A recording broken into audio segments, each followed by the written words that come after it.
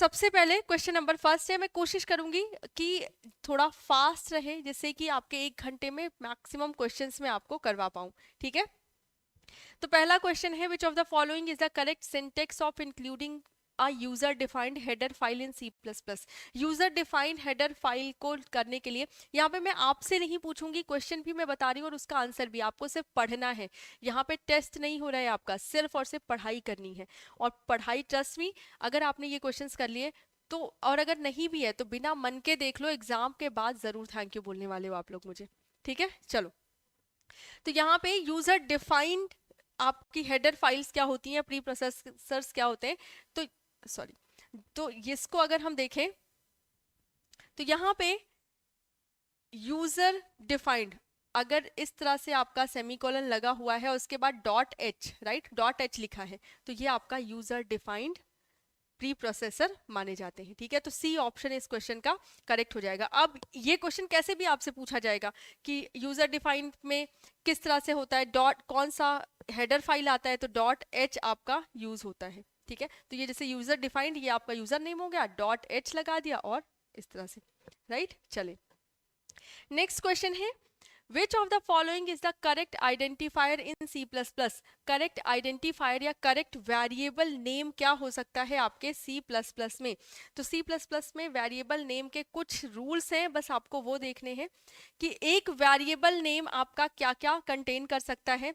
तो capital letter contain करता है, स्मॉल लेटर, ठीक है, एंड नंबर्स कंटेन करता है। एक variable capital, small and numbers का कॉम्बिनेशन हो सकता है। कोई भी स्पेशल ये कंटेन करता है, कोई भी स्पेशल कैरेक्टर नहीं होना चाहिए। स्पेशल कैरेक्टर जैसे कि डॉलर का साइन हो गया, हैश का साइन हो गया, या यूरो का साइन हो गया, तो इस तरह के साइन नहीं होने चाहिए। अंडरस्कोर, यहाँ पे अंडरस्कोर भी आपका यूज होगा। कोई भी वेरिएबल अंडरस्कोर भी कंटेन करता है, वो अंडरस्कोर से स्टार्ट भी हो सकता है और बीच में भी आपके वेरिएबल में अंडरस्कोर आ सकता है, उसमें दिक्कत नहीं होगी। तो कौन सा वेरिएबल आपका करेक्ट है? तो पहला है 1 2, तो कोई भी वेरिएबल आपका नंबर से स्टार्ट नहीं होगा। Not start with number, number से स्टार्ट नहीं होगा। तो ये पॉइंट्स आप नोट करते जाएं। तो नंबर से स्टार्ट है, इस वजह से ये गलत है, ये वाला भी इसी वजह से गलत है क्योंकि नंबर से स्टार्ट है। माई वैर अंडरस्कोर 1 2 3 4 ये आपका सही है, ये इसमें डॉलर साइन का यूज हो रहा है और डॉलर साइन से स्टार्ट हो रहा है, इसलिए ये वाला भी आपका इनकरेक्ट है। तो कौन सा करेक्ट होगा? क्वेश्चन नंबर सेकेंड का सी ऑप्शन आपका करेक्ट हो जाएगा। नेक्स्ट है, which of the following is called address operator? Address operator क्या है? एड्रेस ऑपरेटर हम यूज करते हैं पॉइंटर में, राइट। अगर आपने पॉइंटर पढ़ा है तो आपको पता है कि एड्रेस, जैसे एक वेरिएबल हमने डिक्लेयर किया इंट एस्ट्रिक पी, और अब एक दूसरा वेरिएबल है इंट यहाँ पे ए इक्वल्स 4, तो अब P में क्या कंटेन करता है? Address of A। तो ये इस ऑपरेटर की वजह से हमें पता चल रहा है ना। तो एड्रेस ऑपरेटर क्या होगा आपका? एंड ऑपरेटर आपका एड्रेस ऑपरेटर कहलाता है, राइट। चलें, नेक्स्ट क्वेश्चन पे मूव करते हैं। विच of the following is use for comments in C++? मैं कोशिश कर रही हूँ कि हर एरिया से क्वेश्चन आपको बना के दिखाऊं। अभी बेसिक से है, उसके बाद 2-3 क्लासेस आप कर लेंगे तो आपको पूरा C++ कवर हो जाएगा। ठीक है, तो कौन सा कमेंट को दिखाता है? तो यहाँ पे जब हम डबल लाइन यूज करते हैं एंड इस तरह से, अगर सिंगल लाइन का कमेंट है, अगर सिंगल लाइन कमेंट है तो सिंगल लाइन के लिए हम सिंपल ये लिख देंगे और एक ही लाइन में हमने कमेंट लिख दिया। लेकिन अगर कमेंट आपका मल्टी लाइन है, एक लाइन से ज्यादा है, मल्टी लाइन कमेंट है, तो हमको यूज करना पड़ता है this sign, slash asterisk and then asterisk slash, right. कौन सा ऑप्शन आपका करेक्ट हो जाएगा? C option is a right one. Next, आप लोग भी आंसर कर सकते हैं, ठीक है। मेरी स्पीड इस समय थोड़ी सी आप लोगों को ज्यादा लग सकती है क्योंकि मैं पढ़ाने के मूड से पढ़ा रही हूँ। कोई भी चीज नहीं समझ में आ रही है उसको आप कमेंट बॉक्स में पूछ लीजिए, मैं आपको बता दूंगी, ठीक है। बट मैं कोशिश कर रही हूँ कि कम समय में ज्यादा से ज्यादा क्वेश्चंस आपके करवा सकूं। नेक्स्ट है, what are the actual parameter in C++? में आपके दो तरह के पैरामीटर्स होते हैं, एक होता है एक्चुअल पैरामीटर्स और दूसरे होते हैं आपके फॉर्मल पैरामीटर्स। तो अगर हम एक्चुअल पैरामीटर्स की बात करें तो एक्चुअल पैरामीटर्स आपके होते हैं जो कि फंक्शन कॉल जब फंक्शन कॉल होता है उस टाइम पे जो पैरामीटर्स यूज होते हैं उनको हम एक्चुअल पैरामीटर्स कहते हैं। और अगर हम फॉर्मल पैरामीटर्स की बात करेंगे तो फॉर्मल पैरामीटर्स वो पैरामीटर्स होते हैं जब फंक्शन डिफाइन किया जाता है, फंक्शन की डेफिनेशन, क्योंकि आपको पता है फंक्शन की सबसे पहले क्या होता है, फंक्शन को डिक्लेयर किया जाता है, फंक्शन को डिक्लेयर करने के बाद फंक्शन की डेफिनेशंस लिखते हैं कि वो फंक्शन क्या क्या कर सकता है, और उसके बाद होता है फंक्शन कॉल करना, राइट। तो फंक्शन डेफिनेशन में हम फॉर्मल पैरामीटर देते हैं कि ये पैरामीटर, इन पैरामीटर से वो कॉल किया जाएगा, और फंक्शन जब कॉल होता है उस टाइम पे एक्चुअल पैरामीटर्स के थ्रू हम फंक्शन को कॉल करते हैं, राइट। तो parameters which function with which function are called actual parameters, ठीक है। चलें, और फॉर्मल पैरामीटर्स क्या है, नेक्स्ट क्वेश्चन नंबर 6 आपका फॉर्मल पैरामीटर्स के बारे में ही है। और फॉर्मल पैरामीटर्स क्या होते हैं, parameters which are use in the definition of the function, जब फंक्शन डिफाइन किया जाता है, राइट। आपको पता है कि सबसे पहले तो फंक्शन को हमने डिक्लेयर किया, जो कि आपका प्रोसेसर फाइल के आसपास हम इसको डिक्लेयर कर सकते हैं, राइट। उसके बाद फंक्शन आप कहीं भी डिफाइन कर सकते हैं, मेन के ऊपर भी, मेन के नीचे भी, और मेन के अंदर हम फंक्शन को कॉल करते हैं, राइट। कोई भी फंक्शन है, यहाँ पे इसकी डेफिनेशन लिख दी हमने, राइट, और यहाँ पे मेन के अंदर हमने इस फंक्शन को कॉल कर लिया।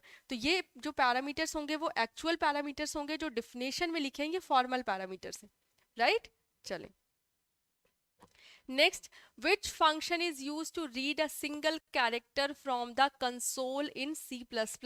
सिंगल कैरेक्टर का मतलब कि कौन इसमें से कौन सी वैल्यू आपके सिंगल, जब जैसे आप लोगों ने सी, अगर सी पढ़ी है तो उसमें आपने पढ़ा होगा गेट सी या गेट सी एच या गेट कैर, राइट। तो यहाँ पर कौन सा पैरामीटर है जो कि C++ में आपका यूज होता है, किसके लिए, read a single character, single character को रीड करने के लिए यूज होता है। तो यहाँ पे सी इन डॉट गेट, इसको रट लो, नहीं समझ में आ रहा है तो रट लो, राइट। लेकिन आपको पता होना चाहिए कि सी इन डॉट गेट और सी एच, ये आपका अगर सिंगल कैरेक्टर आपको रीड करना है तो आपका ये पैरामीटर यूज होगा, ठीक है। अगर एक से ज्यादा कैरेक्टर्स को रीड करना है तो get line C H, read line C H आप यूज कर सकते हैं, ठीक है। तो इसका सी ए ऑप्शन करेक्ट हो जाएगा अगेन।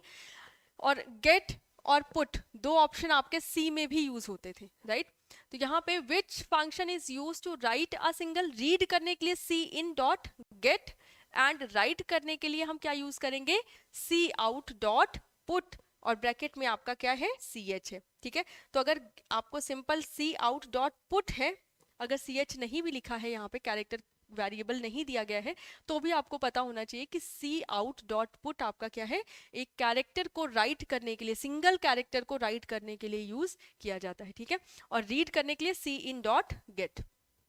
नेक्स्ट क्वेश्चन नंबर 9 है आपका, what are the escape sequence. Escape sequence आप लोगों ने देखा होगा कि जब भी हम बैक स्लैश के साथ टी यूज कर रहे हैं, आर यूज कर रहे हैं, बी यूज कर रहे हैं, न्यू लाइन के लिए एन यूज कर रहे हैं, ये आपका कार्टिरेज रिटर्न के लिए, ये टैब के लिए है, बैक स्पेस के लिए, तो ये आपका क्या कहते हैं, एस्केप कैरेक्टर। अब ये टी नहीं है, इसकी एक अलग मीनिंग है, राइट। या फिर आप अगर हेक्साडेसिमल जैसे ये है X07H लिख दिया हमने यहाँ पर, तो इसका क्या मीनिंग है, तो इसके ये स्पेशल कैरेक्टर्स हो जाएंगे, ये एस्केप सीक्वेंस इनको कहा जाता है।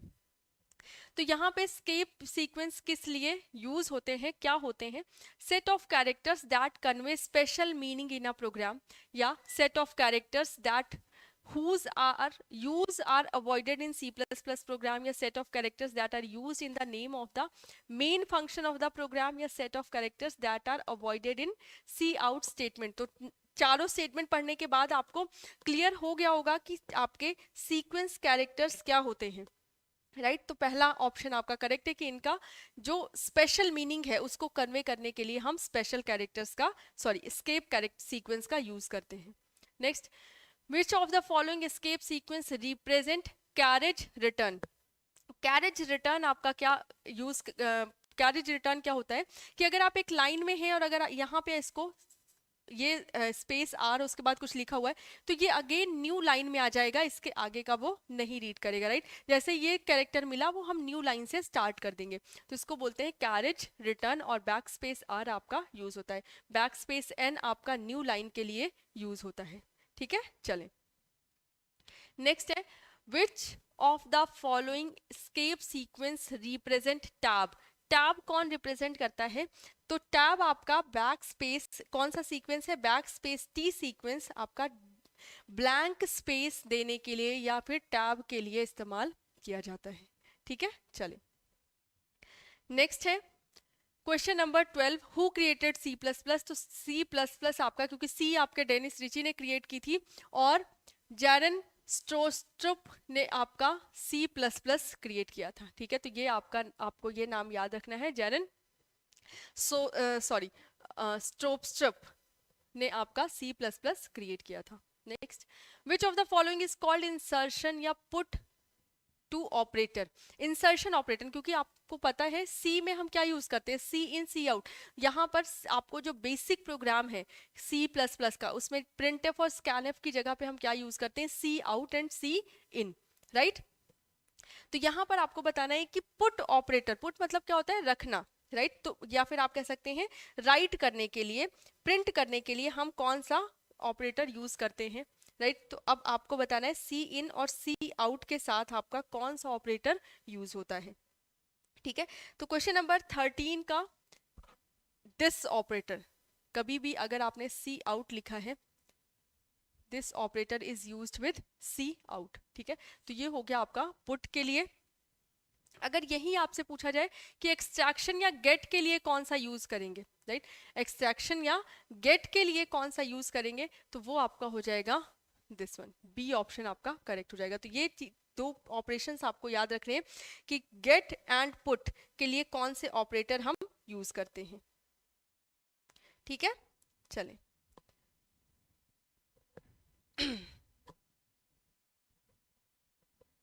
तो नेक्स्ट है question number 15, a language which has the capability to generate new data types are called। Language जिसके पास न्यू डेटा टाइप्स को जनरेट करने की कैपेबिलिटी है उसको बोलते हैं एक्सटेंसिबल। आपकी सी प्लस प्लस एक एक्सटेंसिबल लैंग्वेज है जो डेटा, नए डेटा टाइप्स जनरेट कर सकती है, नए डेटा टाइप्स डिफाइन कर सकती है, राइट। ऐसा नहीं कि बेसिक जो डेटा टाइप्स डिफाइन है उनकी कैरेक्टरिस्टिक को चेंज करना है, नहीं, नई डेटा टाइप्स को जब हम डिफाइन करते हैं या फिर नए टाइप्स के फंक्शन हम डिफाइन करते हैं उसको हम बोलते हैं एक्सटेंसिबल फंक्शंस या एक्सटेंसिबल प्रोग्रामिंग। नाउ ओवरलोडिंग क्या है? पैरामीटर या फंक्शन ओवरलोडिंग का सिंपल सा मतलब है कि जब अगर आपके पास एक प्रोग्राम है या आपके पास एक फंक्शन है बट स्टिल आप उसी नाम का या तो उसी नाम का फंक्शन लिख रहे हैं या फिर आप उस फंक्शन में मल्टीपल पैरामीटर्स ऐड कर रहे हैं, तो इसको हम बोलते हैं ओवरलोडिंग। एंड पैरामीटर्स ओवरलोडिंग आपके सी प्लस प्लस में सपोर्ट करता है। इनकैप्सुलेशन का मतलब है सिंपल रैप करना, या फिर आप कह सकते हैं मल्टीपल डेटा को, जैसे एक आपका ऑर्गेनाइजेशन है, एक ऑर्गेनाइजेशन में मल्टीपल डिपार्टमेंट है, उस डिपार्टमेंट में सब जगह अलग अलग उनको मैनेज किया जा रहा है बट उनको रैप किया जा रहा है विद इन ऑर्गेनाइजेशन, राइट। तो इसको बोलते हैं इनकैप्सुलेशन। चलें, तो इस क्वेश्चन का राइट आंसर है ए। नेक्स्ट है question number 16, wrapping data and its related functionality into a single entity is known as encapsulation, जो कि अभी हमने डिस्कस किया। और इनकैप्सुलेशन क्यों होता है? डेटा हाइडिंग या डेटा एब्स्ट्रैक्शन के लिए। आपको डेटा की जो मेटा डेटा है या फिर डेटा के बारे में जो डेटा है उसके बारे में ना पता चले, उसके लिए अब्स्ट्रैक्शन यूज होता है, राइट। और इनकैप्सुलेशन है, जैसे मान लीजिए आपके पास एक ऑर्गेनाइजेशन है और एक ऑर्गेनाइजेशन में मल्टीपल डिपार्टमेंट्स हैं। जैसे अगर हम बात करें, एक सॉफ्टवेयर कंपनी है तो उसमें मेंटेनेंस, टेस्टिंग, डेवलपर, एचआर, हर अलग अलग डिपार्टमेंट है, सब अपना अपना डेटा अलग अलग मेंटेन कर रहे हैं। अब मान लीजिए एचआर डिपार्टमेंट को डेटा चाहिए टेस्टिंग वालों का, तो वो टेस्टिंग वालों से रिक्वेस्ट करेंगे और उनका डेटा लेकर आए। तो इस तरह से सिक्योरिटी भी मेंटेन हो रही है, इंटीग्रिटी भी मेंटेन हो रही है, एंड एक ऑर्गेनाइजेशन में मल्टीपल डेटा आपका क्या बोलते हैं, रैप हुआ है या फिर इनकैप्सुलेट हुआ है, राइट। तो इसको हम बोलते हैं इनकैप्सुलेशन, और ये आपका ऑब्जेक्ट ओरिएंटेड प्रोग्रामिंग का एक फीचर है। चलें, वेरी गुड। अगर आप इंटरेक्टिव स्टूडेंट हैं, अगर आप आंसर कर रहे हैं, ये आपके लिए बहुत ज़्यादा बेनिफिशियल है। सी होते ना कि आप अगर इनएक्टिव होकर क्लास देखेंगे तो नींद आ जाएगी, थोड़ी देर बाद आप सोचेंगे अभी थोड़ी देर बाद देख लेता हूँ, बट याद रखो थोड़ी देर कभी नहीं आती, आपको ईमानदारी से मेहनत करनी पड़ेगी। पेपर चाहे जितना ईजी आए बट पढ़ना तो पड़ेगा। रिवीजन तो करना पड़ेगा चाहे जितना C++ आता हो, लेकिन जब एग्जाम में बैठेंगे तो बड़ों बड़ों की हालत खराब होती है, उस टाइम पे सही चीजें भी गलत होती हैं। ऊपर से अगर आप दूसरे स्टेट के हैं तो आपको जाना है बिहार, और जिस हालत में आप बिहार जाएंगे कि दिमाग तो आपका काम करने वाला है ही नहीं। इसलिए पहले से ही अपने रैम में इतना डेटा स्टोर करके रखो कि अगर आपका सिस्टम हाइबरनेट मोड पे भी है, मतलब आप बहुत ज़्यादा भी थके हुए हैं, तो भी आपके रैम में इतना डेटा रहे कि वहां जाके आप पेपर में अच्छे से परफॉर्म कर सको। ठीक है, डिजिटल इलेक्ट्रॉनिक्स में सारे क्वेश्चंस करवा दूंगी, ठीक है, इसकी टेंशन मत लो। अब हम 10 दिन इसकी प्रैक्टिस ही करने वाले हैं। पहले C++ कंप्लीट, इसलिए मैंने उठाया C++, क्योंकि C++ के बहुत सारे क्वेश्चन पूछे गए हैं, और ट्रस्ट मी कोई भी नया क्वेश्चन बनाया ही नहीं गया है। जहां से क्वेश्चन मैंने उठाए हैं लगभग सारे क्वेश्चन यहीं से पूछे गए हैं। इसी वजह से मैं बार बार बोल रही हूँ कि इस बार भी ऐसा ही कुछ पेपर आने वाला है। और अगर आप एक ही सब्जेक्ट के 200-300 क्वेश्चन कर लेते हैं तो कंफर्म हो जाता है कि उस टाइप के क्वेश्चन आएंगे, राइट। चले इस क्वेश्चन पे आते हैं, question number 17। How structures and classes in C++ differ. C++ में स्ट्रक्चर्स एंड क्लासेस में क्या डिफरेंशिएशन है, कैसे वो डिफर करते हैं आपस में। तो स्ट्रक्चर्स के जो मेंबर्स होते हैं वो बाय डिफॉल्ट पब्लिक होते हैं, लेकिन जो क्लासेस के मेंबर होते हैं वो बाय डिफॉल्ट प्राइवेट होते हैं, राइट। तो यहाँ पे अगर आपको क्लास को पब्लिक डिफाइन करना है तो आपको डिफाइन करना पड़ेगा वो क्लास आपकी पब्लिक है, अदरवाइज वो कैसी होगी, बाय डिफॉल्ट प्रोटेक्टेड। तो ए ऑप्शन आपका करेक्ट होगा कि स्ट्रक्चर्स के मेंबर बाय डिफॉल्ट पब्लिक है, बट क्लासेस के जो मेंबर्स हैं वो बाय डिफॉल्ट प्राइवेट होते हैं। ठीक है, चलो नेक्स्ट क्वेश्चन नंबर 18 है, what does polymorphism in oops means. Polymorphism का क्या मतलब है। पॉलीमॉर्फिज्म का मतलब है कि एक ही व्यक्ति या एक ही पर्सन अलग अलग रोल्स को निभा रहा है, अलग अलग ड्यूटीज को निभा रहा है, राइट। कहने का मतलब कि एक तरह से फंक्शंस या पैरामीटर्स ओवरराइडिंग हम कह सकते हैं, या ओवरलोडिंग कह सकते हैं। यहाँ पर फंक्शन ओवरलोडिंग का क्या मतलब है कि मान लीजिए मैंने एक फंक्शन, एक नाम का एक फंक्शन बना दिया, या फिर अगर हम डेली लाइफ से इसको जोड़े तो एक व्यक्ति है रमेश, राइट। अब रमेश किसी के बेटे हो सकते हैं, ये किसी के सन है, right, as a son perform कर रहे हैं, बट अगले ही पल यही सेम रमेश आपके एज अ फादर भी काम करेंगे, क्योंकि हो सकता है इनकी शादी हो गई और ये एज अ फादर, और यही रमेश आपके एज अ हस्बैंड भी परफॉर्म कर रहे हैं, एज अ हस्बैंड भी। तो एक ही व्यक्ति, और कहीं अगर नौकरी कर रहे हैं तो एज अ एम्प्लॉयर या एज अ एम्प्लॉय काम कर रहे हैं, राइट। तो एक ही व्यक्ति अलग अलग रोल्स में आ रहा है, इसका मतलब ये किस तरह का, किसका एग्जाम्पल है, पॉलीमॉर्फिज्म का। एक ही फंक्शन है, जैसे मान लीजिए आपको दो नंबर्स को ऐड करना है, तो आपने एक फंक्शन बना दिया जहां पे दो पैरामीटर्स हमने पास किए, इंट ए और इंट बी, राइट, और ये फंक्शन है। अब यहाँ पे तो मैंने जो फंक्शन बनाया वो दो पैरामीटर्स का है, लेकिन इसी नाम से अब अगर मुझे तीन नंबर्स को ऐड करना पड़ेगा तो करना तो मुझे ऐड ही है, राइट। तो उसके लिए भी मैं सेम नाम यूज कर सकती हूँ, और बस पैरामीटर्स इसके ओवरलोड कर दिए मैंने, int A, int B and int C, right. और इसके लिए अब मैंने एक प्रोग्राम लिख दिया। तो यहाँ पे नाम सेम है, लेकिन इसमें जो फंक्शनैलिटीज है वो आपकी अलग अलग हो जाएंगी, ठीक है। तो ये आपका किस पॉलीमॉर्फिज्म का एक तरह से डेफिनेशन है, बेसिक डेफिनेशन आप बोल सकते हैं। Concept of allowing overriding of functions, या हाइडिंग डेटा, या keeping things in different modules files, या concept of wrapping things in a single module. तो ये क्या करता है, ओवरराइड करने की परमिशन देता है। डेटा को हाइड करते हैं हम किसके through, data abstraction and data encapsulation, ठीक है। डेटा इनकैप्सुलेशन में रैपिंग का काम करते हैं, और अब्स्ट्रैक्शन में मेनली हाइडिंग का। अब्स्ट्रैक्शन मतलब होता है कि किसी भी चीज़ का लॉजिकल व्यू, कि उसके अंदर जो कॉम्प्लेक्सिटी है उसको छुपा के आपको सिर्फ जो चाहिए बस वही दे रहे हैं, राइट। तो डेटा अब्स्ट्रैक्शन में डेटा हाइडिंग वाला काम होता है। Next, concept of keeping things in different modules या फाइल, इसको बोलते हैं मॉड्यूलैरिटी। एंड लास्ट है कॉन्सेप्ट ऑफ रैपिंग, तो इसको हम बोलते हैं इनकैप्सुलेशन, ठीक है। Good evening Mithilesh ji. चले नेक्स्ट है, which concept allows you to reuse the written code. इसमें से कौन सा कॉन्सेप्ट है कि आपको अलाउ करता है कि जो कोड पहले से लिखा जा चुका है उसको आप दोबारा उसका यूज कर सके। तो यहाँ पर आपके पास एक ऑप्शन है इनहेरिटेंस, राइट। तो इनहेरिटेंस एक ऐसी प्रॉपर्टी आपको देता है, इनहेरिटेंस मतलब कि जैसे होता है ना कि एक पिताजी हैं तो पिताजी की कुछ प्रॉपर्टीज को बेटा लेकर आएगा और बेटे की कुछ प्रॉपर्टीज को उसका बेटा, तो ये आपका जो प्रॉपर्टीज है वो इनहेरिट की जा रही है। तो कहने का मतलब कि कुछ पहले से रीयूज्ड प्रोग्राम्स रखे हुए हैं या कुछ पहले से ही प्रोग्राम्स लिखे हुए हैं, उनका रीयूज कर रहे हैं आगे के जो प्रोग्राम्स हैं, राइट। इसको बोला जाता है इनहेरिटेंस, ठीक है। तो एक क्लास है, उसकी सब क्लास, उसकी सुपर क्लास, ये सब क्या कर रहे हैं, उसकी प्रॉपर्टीज को इनहेरिट कर रहे हैं। तो इनहेरिटेंस में रीयूज किया जाता है कोड्स को, ठीक है। चलें, नेक्स्ट है question number 20, which of the following explains polymorphism. बहुत अच्छा एग्जाम्पल है आपका, कोड से भी आपको समझ में आ जाएगा कि पॉलीमॉर्फिज्म क्या है। तो पहला वाला अगर आप देखोगे, इंट फंक्शन इंट इंट और फ्लोट फंक्शन वन, तो जैसे ही ये फंक्शन और फंक्शन वन आ गया तो ये ऑप्शन तो आपका इनकरेक्ट हो जाएगा, राइट। क्योंकि पॉलीमॉर्फिज्म क्या है, एक ही फंक्शन है, उसको हम ओवरराइड कर रहे हैं। सेकंड है int function int, int function int, तो यहाँ पे आप देखो ये सेम है, मतलब अगर ये रमेश है और रमेश एज अ फादर काम कर रहा है, तो ये भी रमेश और रमेश एज अ फादर ही काम कर रहा है, इसने अपनी प्रॉपर्टीज को चेंज नहीं किया है। ये यहाँ पे भी एज अ फादर, ये एज अ फादर यहाँ पे भी है, मतलब ये दोनों चीजें सेम सेम है। और पॉलीमॉर्फिज्म में फंक्शन सेम होना चाहिए बट रोल उसका अलग हो जाना चाहिए, राइट, ओवरराइडिंग के थ्रू।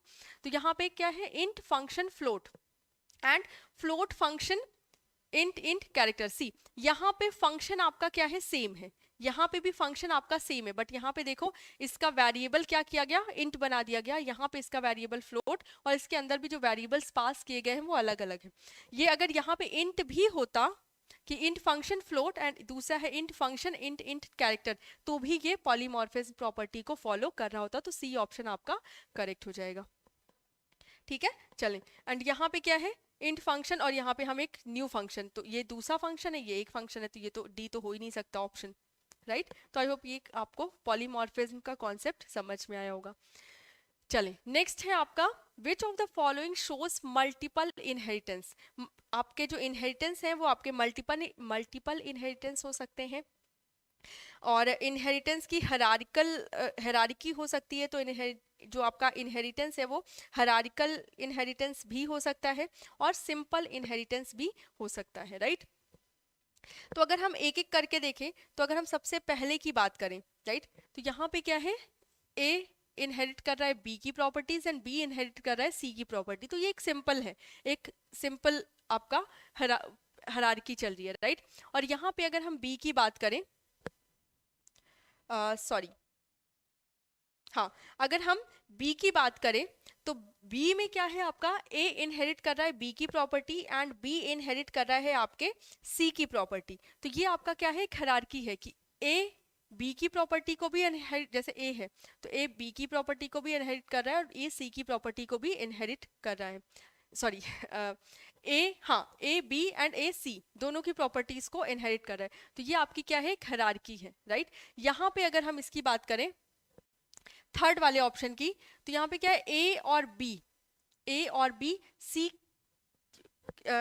इनहेरिटेंस क्या हो रहा है, ए और बी सी की प्रॉपर्टीज को इनहेरिट कर रहे हैं। तो यहाँ पे मल्टीपल फंक्शंस हैं, तो हमसे क्या पूछा गया है, मल्टीपल इनहेरिटेंस, तो यहाँ पे मल्टीपल फंक्शन सी की प्रॉपर्टी को इनहेरिट कर रहे हैं, तो ये आपका क्या हो जाएगा, मल्टीपल इनहेरिटेंस, ठीक है। सी आपका क्या है, मल्टीपल इनहेरिटेंस,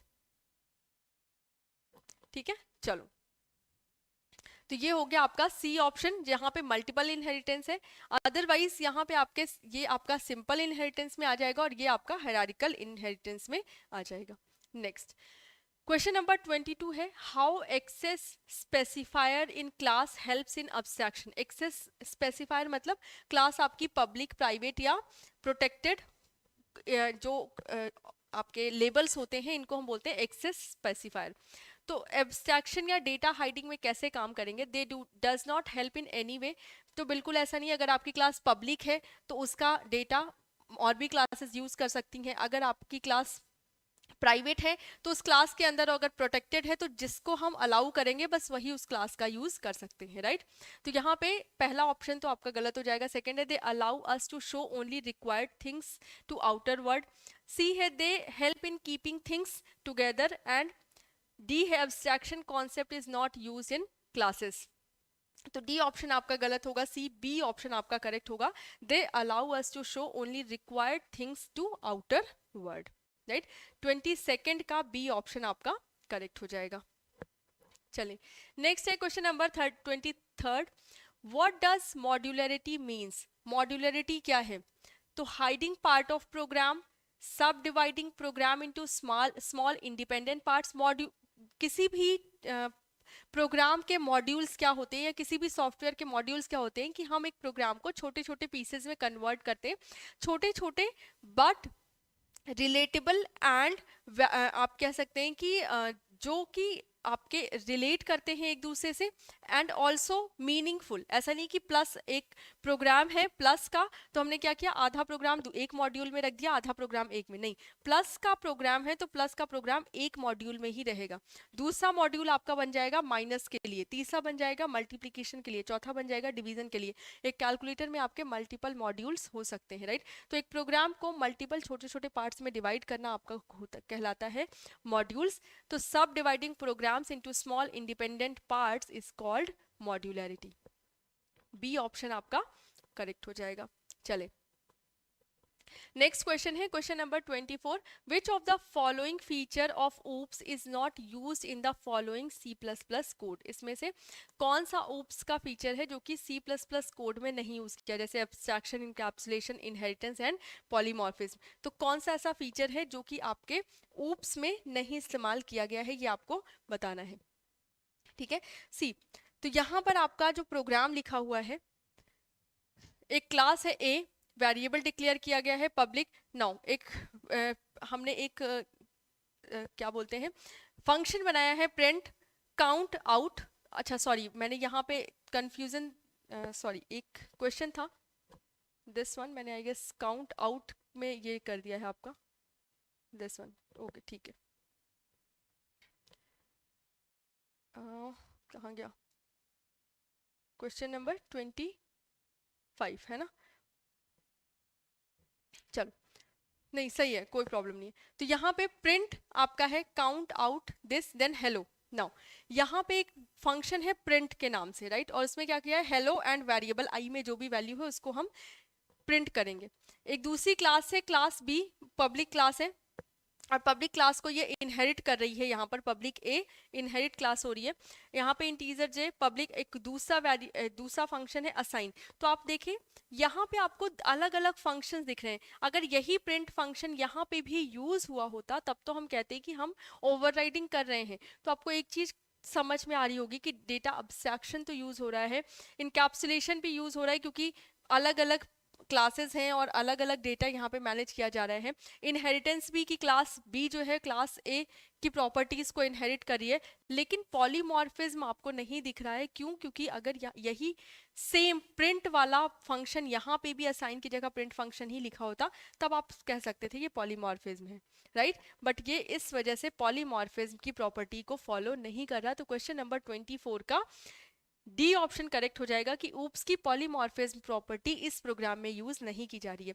कुछ चीजें ऐसी होती है, मान लो आपको ये प्रोग्राम नहीं समझ में आ रहा तो कुछ चीजें आपको पता है कि पॉलीमॉर्फिज्म में हम जो नेम है फंक्शन का वो सेम होता है, राइट। अगर नहीं मिल रहा है तो इट मीन्स पॉलीमॉर्फिज्म आपका यूज नहीं हो रहा है, राइट।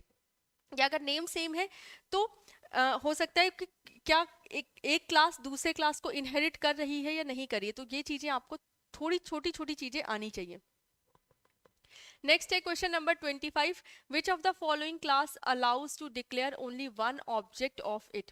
इसमें से कौन सी क्लास है जो कि अलाउ करती है to declare only one object of it, केवल एक ऑब्जेक्ट? तो यहाँ पे सिंगलटन क्लास की अगर हम बात करें तो सिंगलटन क्लास में हम सिर्फ एक ऑब्जेक्ट डिक्लेयर कर सकते हैं, एक ही ऑब्जेक्ट डिफाइन कर सकते हैं, राइट। चलिए नेक्स्ट क्वेश्चन है question number 26। Which of the following is not a type of constructor? इसमें से कौन सा आपका कंस्ट्रक्टर का टाइप नहीं है? तो अगर हम कंस्ट्रक्टर के टाइप की बात करें तो जो फ्रेंड क्लास होती है, फ्रेंड है, फ्रेंड कंस्ट्रक्टर आपका नहीं होता, ठीक है। कॉपी कंस्ट्रक्टर होता है, डिफॉल्ट कंस्ट्रक्टर होता है, पैरामीटर्स कंस्ट्रक्टर हो सकते हैं, लेकिन फ्रेंड कंस्ट्रक्टर आपके नहीं होते हैं, ठीक है। चलिए नेक्स्ट क्वेश्चन नंबर 27 की बात करें, which of the following is correct, इनमें से कौन सा आपका करेक्ट है। पहला है base class pointer object can not point to a derived class object. दूसरा है derived class pointer object cannot point to a base class object, a derived class cannot have pointer objects, and a base class cannot have pointer object। तो question number 27 सी, यहाँ पे क्या है कि जो आपका बेस क्लास है, तो बेस क्लास का जो पॉइंटर ऑब्जेक्ट है वो डिराइव्ड क्लास को पॉइंट करता है, लेकिन जो डिराइव्ड क्लास का पॉइंटर है ऑब्जेक्ट होता है वो बेस क्लास को पॉइंट नहीं करता। बेस क्लास मतलब जो आपकी मेन क्लास है। अब एक क्लास ए है, ठीक है, उसके अंदर एक क्लास है डिराइव्ड है, वो क्लास ए की प्रॉपर्टीज ही मान लीजिए इनहेरिट कर रही है। अब उसके या जो क्लास बी है वो डिराइव्ड क्लास है क्लास ए से। अब जो क्लास बी का ऑब्जेक्ट होगा वो क्लास ए को डिराइव नहीं करेगा, या क्लास ए को कॉल पॉइंट नहीं कर सकता है, उसके वेरिएबल्स को पॉइंट नहीं करेगा। लेकिन क्लास ए जो बेस क्लास है उसी से डिराइव्ड क्लास है बी, मतलब उसका चाइल्ड है, तो चाइल्ड पेरेंट तो चाइल्ड की प्रॉपर्टीज, सॉरी चाइल्ड के अंदर तो पेरेंट्स की प्रॉपर्टीज होंगी ही, तो पेरेंट पॉइंटर के थ्रू डिराइव्ड क्लास को यूज कर सकता है, पॉइंट कर सकता है, राइट। तो यहाँ पे बी ऑप्शन आपका करेक्ट हो जाएगा। चलिए नेक्स्ट है question number 28, out of the following which is not a member of the class, इसमें से कौन सा क्लास का मेंबर नहीं होता। Static function, friend function, constant function या वर्चुअल फंक्शन। तो फ्रेंड फंक्शन आपका क्लास का मेंबर नहीं है, क्लास में आपके का फ्रेंड फंक्शन नहीं होता है, राइट। चले next, what is the other name use for functions inside a class. अगर एक क्लास के अंदर एक फंक्शन डिफाइंड है तो कौन सा और नाम उसको हम दे सकते हैं। तो यहाँ पे आपको बहुत सारे नाम दिए गए हैं, जैसे member variables, member function, class function या क्लास वेरिएबल्स। तो एक किसी भी क्लास के अंदर अगर कोई फंक्शन डिफाइन है तो उसको मेंबर फंक्शन के नाम से हम जान सकते हैं, ठीक है। क्लास फंक्शन नहीं, मेंबर फंक्शन के नाम से उसको हम जानते हैं। नेक्स्ट है which of the following can not be a friend, इसमें से कौन सा आपका फ्रेंड नहीं हो सकता। फंक्शन, क्लास, ऑब्जेक्ट या ऑपरेटर फंक्शन। तो अभी थोड़ी देर पहले ही इस तरह का क्वेश्चन हम करके आए हैं कि ऑब्जेक्ट आपका फ्रेंड नहीं हो सकता, फ्रेंड ऑब्जेक्ट नहीं हो सकता, राइट।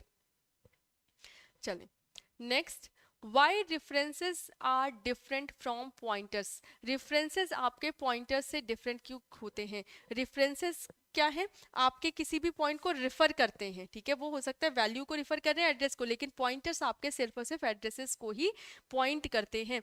तो अ reference can not B made null, a reference cannot be changed once initialized, no extra operator is needed for dereferencing for a reference, all of the mentioned। तो अगर हम रेफरेंसेस की बात करें तो रेफरेंसेस आपके नल नहीं हो सकते। अगर हमने किसी भी वैल्यू या किसी भी फील्ड का रेफरेंस बनाया है, अगर कोई फील्ड या कोई डेटा एग्जिस्ट कर रहा है तभी हम उसका रेफरेंस क्रिएट कर रहे हैं, ठीक है। तो रेफरेंस कभी भी नल नहीं हो सकते, बट पॉइंटर वेरिएबल्स आपके नल हो सकते हैं, कि उस टाइम पे वो प्रेजेंट टाइम पे किसी को भी पॉइंट ना कर रहे हैं। A reference can not be change once initialise, तो अगर एक बार इनिशलाइज कर दिया गया है कि इसका इस वेरिएबल या इस पॉइंट इस वैल्यू का रेफरेंस ये है, तो या इस ऑब्जेक्ट का रेफरेंस ये है, तो अब उसको हम चेंज नहीं कर सकते। बट पॉइंटर्स को हम चेंज कर सकते हैं कि एक बार इसको पॉइंट कर रहा है, दूसरे टाइम वो किसी दूसरी वैल्यू को पॉइंट करेगा, किसी दूसरी वैल्यू का एड्रेस स्टोर करेगा। No extra operator is needed for dereferencing of a reference, but pointers को डिलीट करने के लिए या पॉइंटर्स के लिए हमें एक एक्स्ट्रा स्पेस की जरूरत होती है, मतलब एक वैल्यू है और दूसरा आपका पॉइंटर वेरिएबल को स्टोर कर रहा है, ठीक है। तो ये सारे ही आपके सही होंगे कि पॉइंटर एंड रेफरेंस आपस में अलग कैसे हैं, ठीक है। चलें नेक्स्ट है question number 32, which of the following provides a programmer with the facility of using object of a class inside other classes, which of the following provides a programmer with the facility of using object of a class inside other classes। हम दूसरी classes में objects को किस तरह से use कर सकते हैं, ये फैसिलिटी कौन प्रोवाइड करता है। तो यहाँ पे अगर हम इनहेरिटेंस की बात करें तो इनहेरिटेंस क्या करता है, प्रॉपर्टीज को इनहेरिट करता है ना कि एक क्लास के ऑब्जेक्ट को दूसरे क्लास में यूज करने की परमिशन देता है, ठीक है। एब्स्ट्रैक्शन तो डेटा हाइडिंग है, इनकैप्सुलेशन आपके डेटा को रैप करता है, ठीक है। यहाँ पे एक पॉइंट मतलब एक वर्ड आपका देखने को मिल रहा है, कॉम्पोजिशन। तो कॉम्पोजिशन आपकी एक प्रॉपर्टी प्रोवाइड करता है, ये फैसिलिटी प्रोवाइड करता है कि आप ऑब्जेक्ट को दूसरी क्लास के अंदर भी यूज कर सकते हैं, ठीक है। तो यहाँ पे कॉम्पोजिशन, इनहेरिटेंस, एनकैप्सुलेशन ये सब एक ही क्लास के अंदर हो रही हैं चीजें, ठीक है। Next, how many types of polymorphism are there in C++? C++ में कितने टाइप के पॉलीमॉर्फिज्म हैं? तो C++ में आपके run time and compile time, दो टाइप के पॉलीमॉर्फिज्म होते हैं। एक होता है आपका रन टाइम पे जो ओवरराइडिंग है, और दूसरा आपका होता है कंपाइल टाइम पे, ठीक है। तो दो टाइप के पॉलीमॉर्फिज्म एग्जिस्ट करते हैं आपके C++ में। नेक्स्ट है क्वेश्चन नंबर 34 है, how run time polymorphism are implemented in C++ using inheritance, using virtual functions, using templates या using inheritance and virtual functions. तो यहाँ पर आपके जो पॉलीमॉर्फिज्म है वो इनहेरिटेंस एंड वर्चुअल फंक्शंस का यूज करके, अगर हम रन टाइम पॉलीमॉर्फिज्म की बात करें तो इनहेरिटेंस और वर्चुअल फंक्शन का यूज करके इनको हम इम्प्लीमेंट कर सकते हैं, ठीक है। तो डी ऑप्शन आपका करेक्ट हो जाएगा। देखो कुछ चीजें ऐसी हैं, इसको अगर मैं थ्योरेटिकल पढ़ाने लगती तो इतने सारी चीजें मैं नहीं पढ़ा पाती, हो सकता है ऊप्स के सिर्फ 4-5 कॉन्सेप्ट जैसे modularity, encapsulation, inheritance, polymorphism, class क्या है, ऑब्जेक्ट क्या है, इसी को 3-4 क्लासेस में आपको मैं पढ़ाती, राइट। बट यहाँ पे कुछ एक घंटे में आपको मल्टीपल टॉपिक्स के मल्टीपल चीजें पता चल जाएंगी, ठीक है।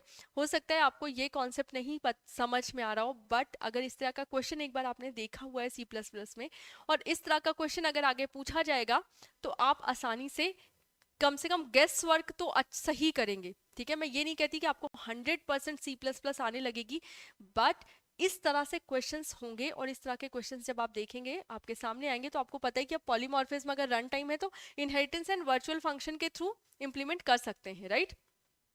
तो आई होप ये मतलब आपके लिए 90% तो ये कारगर है। अब आपके पास टाइम नहीं बचा है कि आप बहुत थ्योरी पढ़ें, ठीक है। थ्योरी पढ़ने के लिए आपको कम से कम एक हफ्ते, मैंने बोला था कि एक हफ्ते तो सिर्फ पढ़ाऊंगी मैं, बट एक हफ्ते में भी मैं आपको वो मास्टर या वो इनपुट नहीं दे पाती जो कि आपके क्लास के लिए वर्थ होता। बट इस क्लास को करने से आप 90 to 95% क्लास जब आप एग्जाम रूम में बैठेंगे तो वहां पे आपको इसका बेनिफिट मिलेगा, ठीक है। तो ये आपके लिए इंपॉर्टेंट है अगर आप BPSC दे रहे हैं तो C++ के क्वेश्चन, मतलब ये इसलिए नहीं बोल रही हूँ कि मेरा चैनल है और मैं चाहती हूँ, ये सारी बातें तो सही है कि मेरा चैनल है, मैं चाहती हूँ ग्रो करे, बट ये आपके लिए इंपॉर्टेंट है, ठीक है। और एक ही प्लेस पे जब आपको इतने सारे क्वेश्चन मिल रहे हैं ना, पढ़ डालो। इसीलिए मैं स्पीड में पढ़ा रही हूँ कि नंबर ऑफ क्वेश्चंस आपको कम समय में ज्यादा मिल पाए, ठीक है। बस पढ़ डालो। और मैं चाहती हूँ, दिल से चाहती हूँ कि अगर आप यूपी के हैं, क्योंकि यूपी सरकार नौकरी नहीं दे रही है, क्यों नहीं दे रही है, कब देगी कोई पता नहीं, बट बिहार सरकार दे रही है, जाके नौकरी लो बस, ठीक है। उसके बाद स्विच करते रहना, जो करना है करते रहिए। चलें, तो नेक्स्ट क्वेश्चन पे मूव करते हैं। क्वेश्चन नंबर है 36, विच of the following is an abstract data type? इसमें से कौन सा अब्स्ट्रैक्ट डेटा टाइप है? तो इंट, फ्लोट, स्ट्रिंग, ये सारे आपके डेटा टाइप्स आपने पढ़े हैं। अब्स्ट्रैक्ट मतलब जो एक तो प्रिमिटिव होता है, एक नॉन प्रिमिटिव, तो नॉन प्रिमिटिव में ही आपके अब्स्ट्रैक्ट डेटा टाइप्स आते हैं। और अब्स्ट्रैक्ट डेटा टाइप में आपने क्लास, आपको लग रहा होगा, तो 36 का सी ऑप्शन आपका करेक्ट हो जाएगा। जो सी है, क्लास है, वो आपका अब्स्ट्रैक्ट मतलब कई तरह के डेटा टाइप्स को सपोर्ट करता है। तो क्लास के अंदर आपका इंट, फ्लोट, स्ट्रिंग सब चीजें आ जा रही हैं, ठीक है। मल्टीपल डेटा टाइप्स आप इसके अंदर रख सकते हैं, तो ये अब्स्ट्रैक्ट डेटा टाइप है। चले, अब अगर फ्लोट की बात करें तो सिर्फ फ्लोट में फ्लोट ही वैल्यू आएगी, स्ट्रिंग में सिर्फ स्ट्रिंग, इंट में सिर्फ इंट वैल्यू आएगी, बट क्लास में आपके मल्टीपल डेटा टाइप सपोर्ट करेंगे। नेक्स्ट क्वेश्चन नंबर 37 है, which concept means the addition of new components to a program as it runs? तो which concept means the addition of new components to a program as it's run? अच्छा, कि कौन सा concept है कि जब वो रन होता है ना तो और भी नए कंपोनेंट्स आपके ऐड हो जाते हैं। तो यहाँ पे है डेटा हाइडिंग, तो डेटा हाइडिंग में तो नए कंपोनेंट्स कुछ ऐड हो नहीं रहे हैं, जो जो कंपोनेंट्स हैं आपके, जो प्रोग्राम बना दिया गया है उसकी उसकी जो कॉम्प्लेक्सिटी लेवल है उसको हाइड करने के लिए हम डेटा हाइडिंग यूज कर रहे हैं। नेक्स्ट है आपका डायनेमिक बाइंडिंग। तो बाइंडिंग वर्ड से आपको थोड़ा बहुत समझ में आ रहा होगा कि जब भी हम बाइंडिंग की बात करते हैं तो बाइंडिंग आपका क्या है कि और भी चीजों को वो बाइंड कर रहा है, बट स्टिल जब हम डायनेमिक लोडिंग करते हैं, ठीक है, प्रोग्राम डायनेमिक लोडिंग मतलब प्रोग्राम को रन टाइम पे प्रोग्राम में लोड करना। तो जब रन टाइम पे लोडिंग हो रही है तो बहुत सारे लाइब्रेरीज हैं, बहुत सारे प्रोग्राम्स हैं, बहुत सारे फंक्शंस है जो अलग अलग लिखे हैं और वहाँ पे हम लोड कर रहे हैं उसको, तो नए नए कंपोनेंट्स आपके प्रोग्राम में रन होते हैं when we dynamically load the program, या रन टाइम पे हम जब प्रोग्राम को यूज करते हैं। ठीक है, डायनेमिक बाइंडिंग में तो नए कंपोनेंट्स जो कंपोनेंट्स हैं उन्हीं को हम बाइंड कर रहे हैं। ठीक है, चलें नेक्स्ट है which of the following explains the overloading of functions. Overloading of functions आपका सी ओवरलोडिंग या ओवरराइडिंग आपका पॉलीमॉर्फिज्म से रिलेटेड है, और यहाँ पे जब हम एडहॉक पॉलीमॉर्फिज्म की बात करते हैं तो ये एक्सप्लेन करता है आपके ओवरलोडिंग ऑफ फंक्शंस को। ठीक है, तो एडहॉक पॉलीमॉर्फिज्म आपका ओवरलोडिंग ऑफ फंक्शंस को एक्सप्लेन करता है। नेक्स्ट है which of the following approach is used by C plus plus. तो सी प्लस प्लस, ये स्टार मार्क कर लो, हो सकता है आपसे पूछा जाए कि सी प्लस प्लस आपका बॉटम अप अप्रोच यूज करता है। ठीक है, बॉटम अप अप्रोच आपका सी प्लस प्लस यूज करता है प्रोग्रामिंग में। चले next, which operator is overloaded for a cout object. अगर सी आउट ऑब्जेक्ट की बात करें तो इसमें से कौन सा ऑपरेटर ओवरलोडेड है, तो बी आपका यूज होता है सी आउट के लिए। क्लियर है, चले नेक्स्ट क्वेश्चन नंबर 41 है which of the following can not be used with the virtual keyword. Virtual keyword के साथ, अगर जब हम वर्चुअल, आपका क्या है सी प्लस प्लस का एक कीवर्ड है वर्चुअल, इसके साथ कौन सा, इनमें से कौन सा यूज नहीं होता। क्लास मतलब virtual class, virtual member function, virtual constructor या वर्चुअल डी कंस्ट्रक्टर। तो कभी भी आपके जो कंस्ट्रक्टर होते हैं वो वर्चुअल नहीं होंगे। ठीक है, तो virtual keyword can not be used with constructor. Next question number 42 है आपका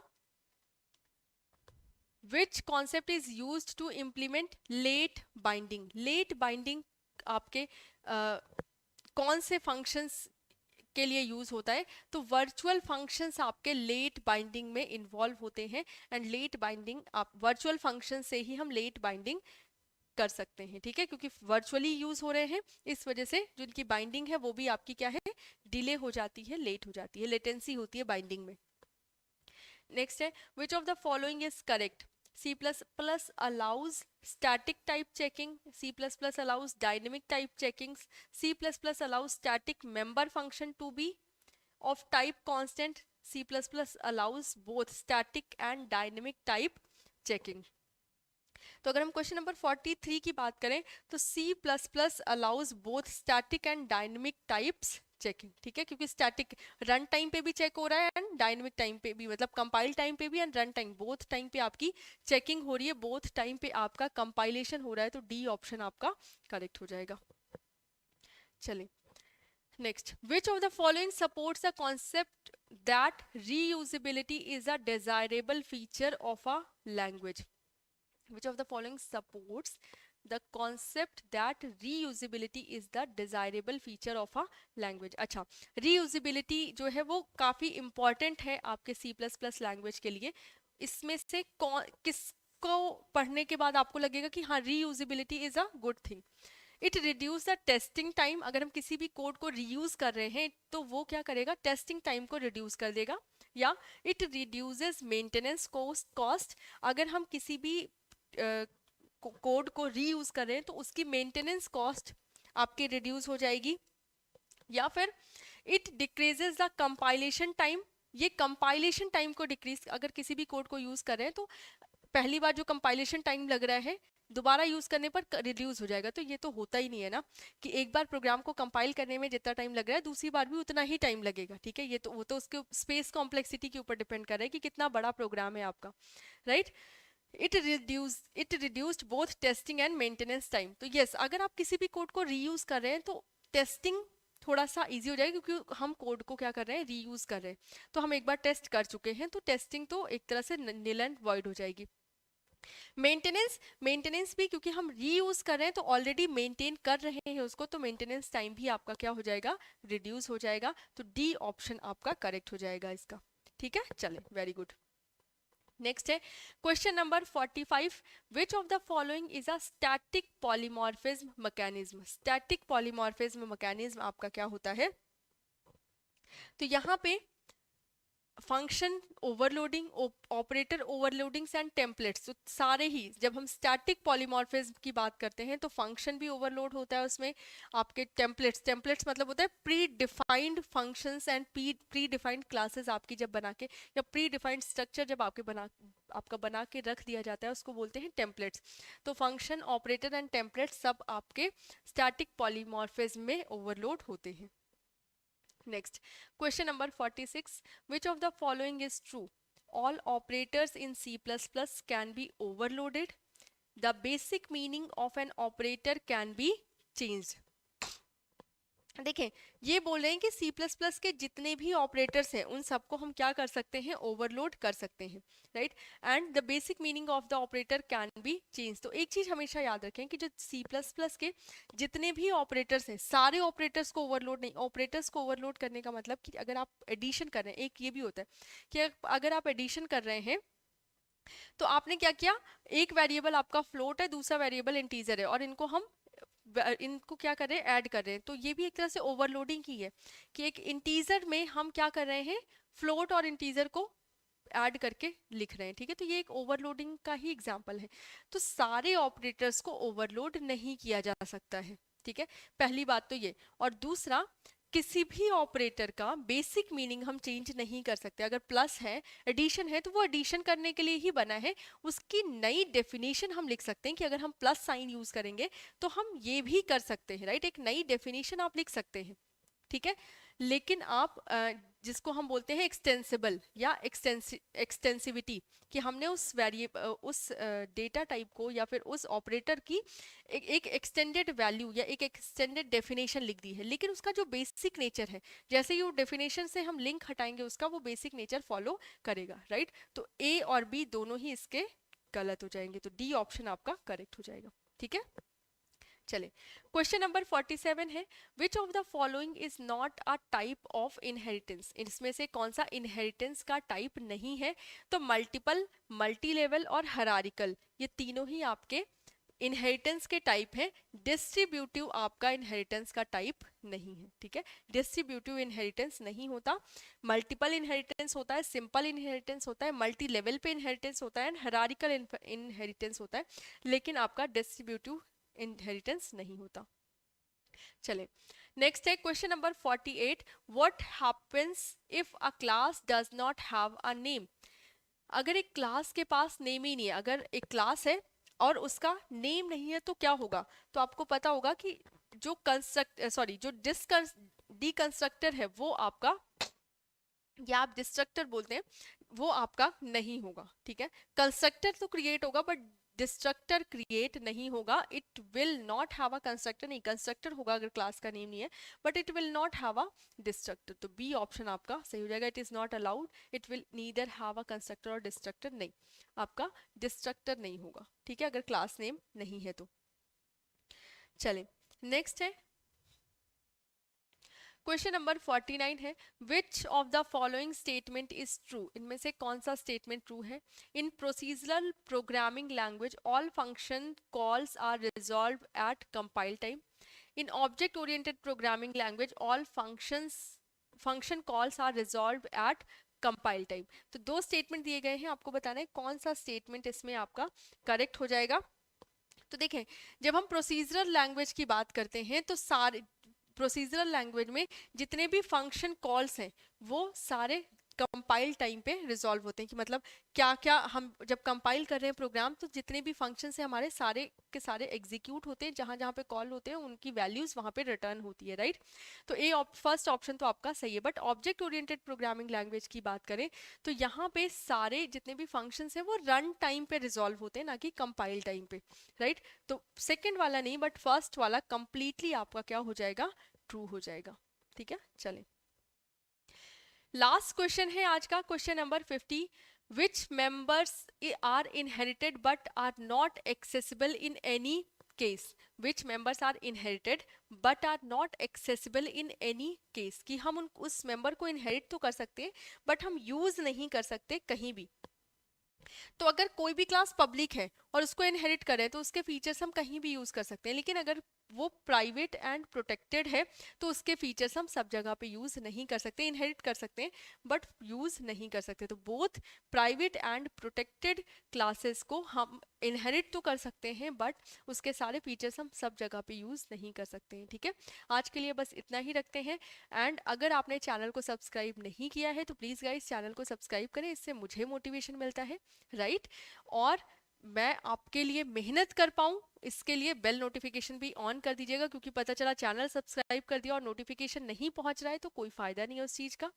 और आपको पता है कि आप कितने आलसी हो, और इसीलिए मैं आपके लिए क्वेश्चन आंसर लेकर आ रही हूँ। 1 घंटे में 50 क्वेश्चन अगर आप कर रहे हो लेटे हुए बेड पे, बस एक कॉपी पेन ले लेना, क्योंकि इतने हमें बस लगता है कि हमारी मेमोरी बहुत शार्प है, हमें सब याद हो रहा है, लेकिन एक टाइम के बाद जब तक आपने कोई चीज़ लिखी नहीं होती वो आपको याद नहीं होती है, राइट। तो बी आ जेंटल स्टूडेंट, एक अच्छे स्टूडेंट बनो और बीपीएससी में नौकरी ले लो, ठीक है। और उसके लिए मैं भी मेहनत करने में लग गई हूँ। मैं कोशिश कर रही हूँ कि अब जैसे C++ की सीरीज है तो कल भी हम C++ के क्वेश्चन करेंगे, और इन 10 दिनों में, क्योंकि बाकी के 2-3 दिन तो रिजर्वेशन करवाना है इधर उधर फलान ढमाका, अगर आप दूसरे स्टेट से हैं तो आपका उसी में जाएगा, लेकिन अगर आप बिहार के से हैं तो आपके पास 12 दिन है अभी, राइट। आई गेस 15 को एग्जाम होने वाला है। तो जल लग के मेहनत कर लो, मैं भी लगी हुई हूँ, आपका भी सपोर्ट चाहिए। और अगर वीडियो पसंद आई है तो लाइक करें। कल फिर से मिलते हैं, और कल जो आपकी क्लास होगी वो 11 बजे से होगी, ठीक है। ये संडे था इस वजह से आपकी इवनिंग में क्लास हुई है। Have a good day. चले, थैंक यू।